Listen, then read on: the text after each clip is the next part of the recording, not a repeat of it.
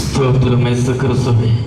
மகா பரிசுத்தமும் இரக்கமும் அன்பும் நிறைந்த தேவனே, உமக்கு கோடா கோடி ஸ்தோத்திரம் அப்பா.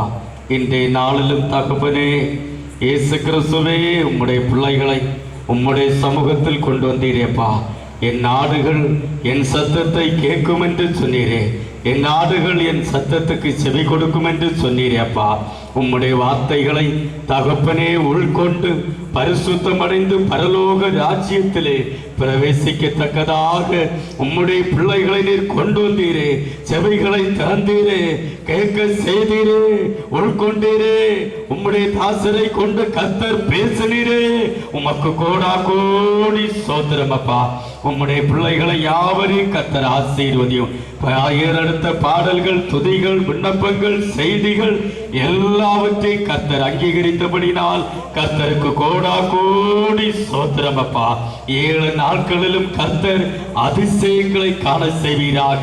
7 நாட்களிலும் இயேசுவே, உம்முடைய பிள்ளைகளுக்கு நீர் வைத்திருக்கிற மன்னாவை, ஜீவ அப்பத்தை உம்முடைய தாசர் மூலமாய் பகிர்ந்து கொடுப்பீராக. நித்திய ஜீவனின் வார்த்தையை உம்முடைய பிள்ளைகளுக்கு பகிர்ந்து கொடுப்பீராக. ரிபாட்டஸ் விஹோரபால மோட்டாரி சன்சஸ் விஹோந்தல் மேக்ஸனி பால மோட்டாமா.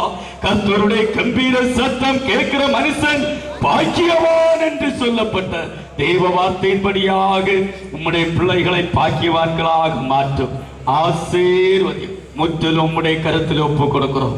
இயேசுவின் நாமத்தில் ஜெபம் கேளும் நல்ல பிதாவே, ஆமென். என் ஆத்துமாவை கர்த்தரை என் முழு உள்ளமே அவருடைய பரிசுத்த நாமத்தை சோதரி. என் ஆத்துமாவை கர்த்தரை சோதரி. கர்த்தர் செய்த சகல உபகாரங்களை மறவாதே. ஆமென்.